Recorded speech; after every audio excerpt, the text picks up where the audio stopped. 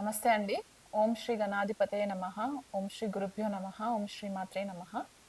ఈరోజు మనము upcoming transit Ravi and కుజుడు కలిసి వృశ్చిక రాశిలో యుతి జరుగుతుంది.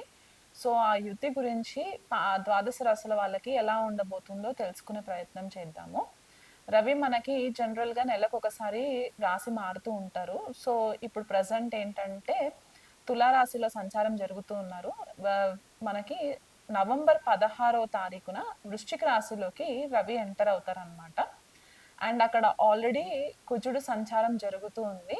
కుజుడు మనకి డిసెంబర్ 7వ తారీఖు వరకు కూడా వృశ్చిక రాశిలో సంచారం జరుగుతుంది. సో, మనకి రఫ్‌గా ఒక 10, 15 డేస్ వరకు కూడా రవి అండ్ కుజుడి యొక్క కలయిక వృశ్చిక రాశిలో ఉంటుంది.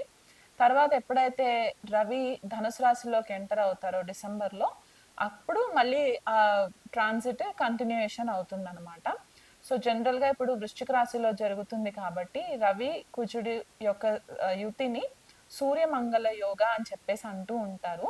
సో, ఈ 2 గ్రహాలు మనకి జనరల్‌గా తెలిసిందేంటి అంటే, అగ్నితత్వం కలిగిన గ్రహాలనమాట.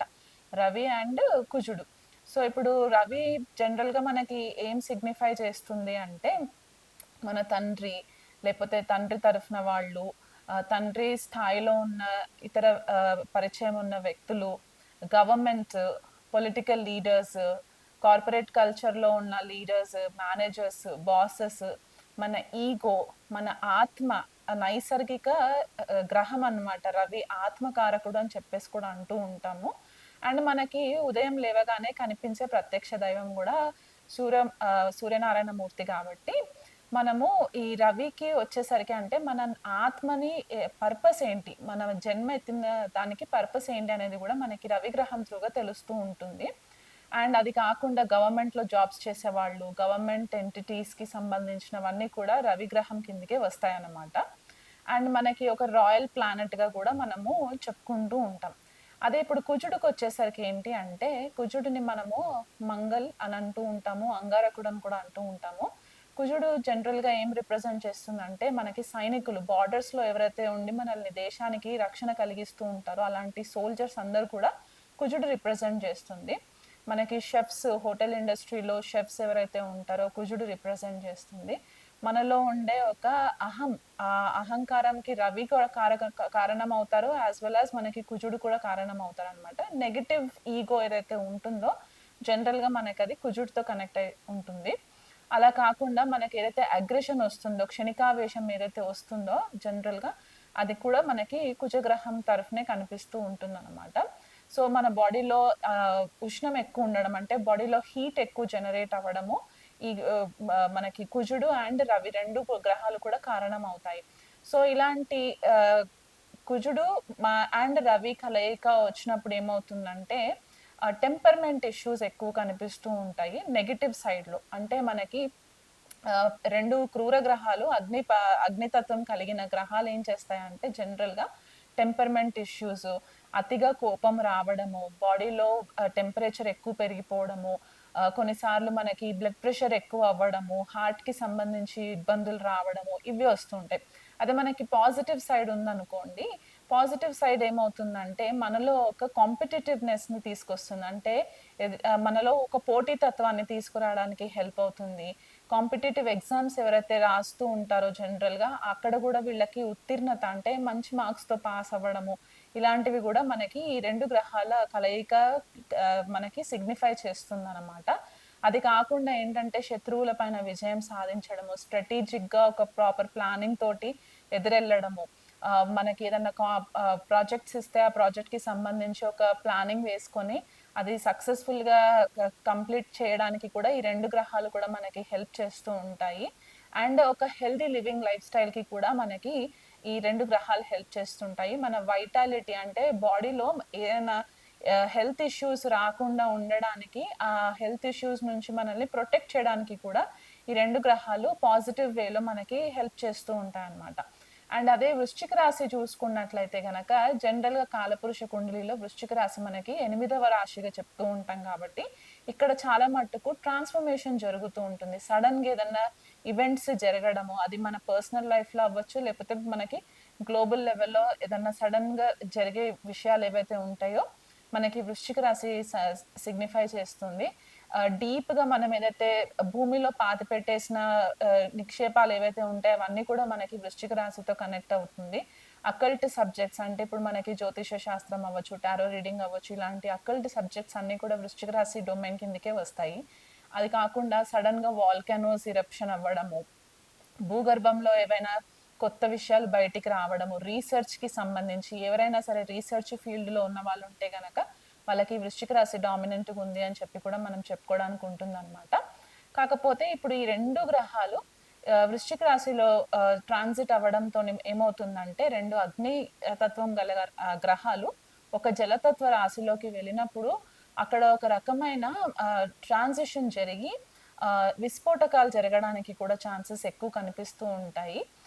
స్పెసిఫిక్‌గా రవి అండ్ కుజుడు మనకి పోలీస్ డిపార్ట్‌మెంట్, సోల్జర్స్‌కి సంబంధించి, గవర్నమెంట్ బాడీస్‌కి సంబంధించి, గవర్నమెంట్ లీడర్స్, పొలిటికల్ లీడర్స్ వీళ్ళందరికీ కూడా సర్జన్స్ మంచి మంచి డాక్టర్స్ ఎవరైతే ఉంటారో సర్జన్స్ అవన్నీ కూడా మనకి ఈ డొమైన్ కిందకి వస్తాయన్నమాట. వృశ్చిక రాశి విత్ రవి అండ్ కుజ యొక్క కాంబినేషన్‌ని బట్టి.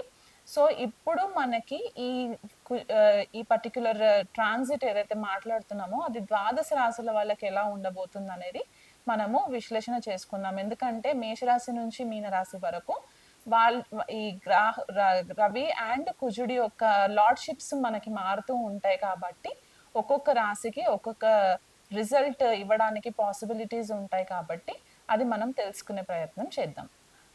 కన్యా లగ్నం వాళ్ళకి, కన్యా రాశి వాళ్ళకి ఈ పర్టిక్యులర్ రవి, కుజుడి యొక్క యుతి మీకు తృతీయ స్థానంలో జరుగుతుంది.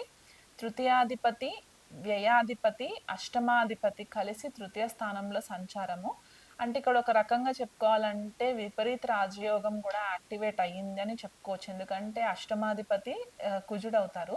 అష్టమాధిపతి అండ్ వ్యయాధిపతి రవి ఇద్దరు కలిసి తృతీయ స్థానంలో ఒక దుష్టాన స్థానంలో సంచారం జరుగుతుంది కాబట్టి ఆహ్, జనరల్‌గా కన్యా రాశి, కన్యా లగ్నం వాళ్ళకి కుజుడు అంత ఫేవరబుల్ రిజల్ట్స్ ఇవ్వరు.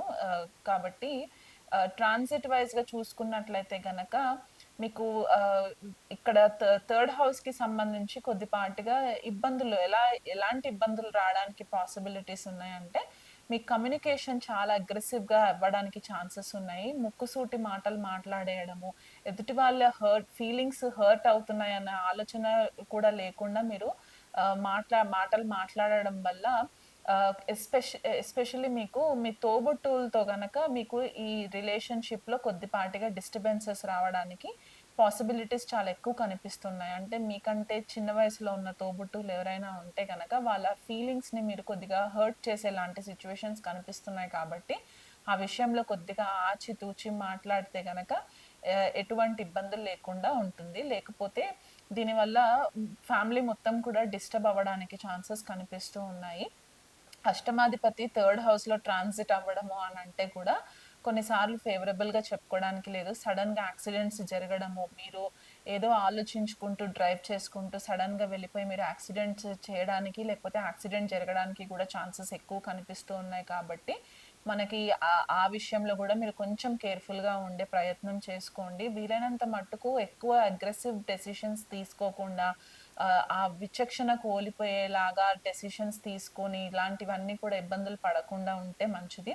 పాజిటివ్ సైడ్ గనుక చూసుకున్నట్లయితే మనకి ఎవరైనా షార్ట్ ట్రిప్స్ ఎక్కడన్నా చిన్న చిన్న ప్లేసెస్ ఉంటాయి కదా! మనం ఉన్న దగ్గర నుంచి ఒక 60 కిలోమీటర్స్, 100 కిలోమీటర్స్ ఇలాంటి షార్ట్ డిస్టెన్స్ ట్రావెల్స్ జరగడానికి కూడా ఛాన్సెస్ ఎక్కువ కనిపిస్తున్నాయి కాబట్టి తీర్థయాత్రలు షార్ట్ డిస్టెన్స్‌లో ఉండే తీర్థయాత్రలు ఏవైతే ఉంటాయో అవి చేసుకోనడానికి కూడా మీకు ఎక్కువ ఛాన్సెస్ కనిపిస్తున్నాయి. లాంగ్ టర్మ్ ప్లానింగ్స్ ఏవైతే చేయాలనుకుంటున్నారో, ఆ ప్లానింగ్స్ అన్నీ కూడా మీకు కొద్దిపాటిగా ఇనిషియేషన్ జరిగి ఫేవరబుల్‌గా ఉండడానికి ఛాన్సెస్ కనిపిస్తున్నాయి. ఇతర గ్రహాలు కూడా అంత ఫేవరబుల్‌గా లేదు కాబట్టి, కొద్దిగా ఈ పర్టిక్యులర్ ట్రాన్సిట్‌ని మీరు మిస్‌హ్యాండిల్ చేయకుండా గనక చేసుకున్నట్లయితే మీకు ఫేవరబుల్‌గా ఉంటుంది. అండ్ ఆఫీస్‌లో మేనేజర్స్‌తో మాట్లాడేటప్పుడు, లేకపోతే ఈమెయిల్ కమ్యూనికేషన్స్ ఏవైనా చేసేటప్పుడు ఉంటే గనక, మాటలు సూటిగా స్ట్రెయిట్ ఫార్వర్డ్‌గా కాకుండా కొద్దిగా డిప్లొమసీ మెయింటైన్ చేస్తూ మాట్లాడినట్టయితే గనక, కమ్యూనికేట్ చేసినట్లయితే గనక, మీకు ఇబ్బందులు రాకుండా ఉంటుంది. లేకపోతే మిమ్మల్ని అనవసరంగా టార్గెట్ చేసి మిమ్మల్ని మైక్రో మేనేజ్ చేయడానికి పాసిబిలిటీస్ ఎక్కువ కనిపిస్తూ ఉన్నాయి. హెల్త్ విషయంలో వీలైనంత మట్టుకు తగు జాగ్రత్తలు తీసుకోండి. స్పెసిఫిక్‌గా మీకు నిద్రకి సంబంధించి ఇబ్బందులు రావడానికి ఎక్కువ ఛాన్సెస్ కనిపిస్తున్నాయి. ఈ ట్రాన్సిట్ కంప్లీట్ అయ్యేంత వరకు. బాడీ డీహైడ్రేట్ అవ్వడానికి కూడా ఛాన్సెస్ ఎక్కువ కనిపిస్తున్నాయి కాబట్టి వీలైనంత మట్టుకు హైడ్రేటెడ్‌గా ఉండే ప్రయత్నం చేసుకోండి. మనకి ఇంట్యూషన్ ఒక్కొక్కసారి పనిచేస్తూ ఉంటుంది. అందరికీ ఉంటుంది ఇంట్యూటివ్ ఎబిలిటీస్. ఆ ఇంట్యూషన్ మీ అంతరాత్మ మీకేం చెప్తుంది? ఇవాళ ఈ పని చేయాలా? వద్దా? అంటే గనక ఆ ఇంట్యూషన్ బేస్ చేసుకొని మీరు డెసిషన్స్ తీసుకునే ప్రయత్నం చేసుకోండి. ఆహ్, పెద్దవాళ్ళతో స్పెసిఫిక్‌గా ఫాదర్ ఇంట్లో ఉంటే గనక అంటే తల్లి త త కొంతమందికి తండ్రి ఉండరు కాబట్టి, తండ్రి లాంటి వయసులో ఉన్న వాళ్ళ సలహాలు తీసుకోండి. గురువుల యొక్క సలహా తీసుకొని కొత్త విషయాలు ఏవైనా చేయాలి, కొత్త పనులు మొదలుపెట్టాలి అని అనుకుంటే గనక గురువుల యొక్క సలహా పాటించినట్లయితే కూడా మీకు అన్ని విధాలుగా ఫేవరబుల్‌గా ఉంటుంది. ఇక్కడ మెయిన్ ఫోకస్ ఏంటి అంటే మీ కోపం తగ్గించుకునే ప్రయత్నం చేసుకోండి. దీనివల్ల మీకు అనర్థాలే జరుగుతాయి తప్ప ఫేవరబుల్‌గా ఏం కనిపించట్లేదు కాబట్టి ఆ విషయంలో కొంచెం కేర్‌ఫుల్‌గా ఉండండి. హనుమాన్ చాలీసా గనక మీరు రెగ్యులర్‌గా ఎవ్రీడే 2 టైమ్స్ గనక మీరు పాటించినట్టయితే గనక మీకు మంచి రిజల్ట్స్ కనిపిస్తూ ఉంటాయి. ఒక 10 మినిట్స్ అయినా సరే మీరు మెడిటేషన్ చేయండి. మీ శ్వాస ఎలా తీసుకుంటున్నారనే దానిపైన మీరు ఫోకస్ చేసుకున్నట్లయితే కూడా మీకు ఫేవరబుల్ రిజల్ట్స్ రాడానికి ఎక్కువ ఛాన్సెస్ కనిపిస్తూ ఉన్నాయి.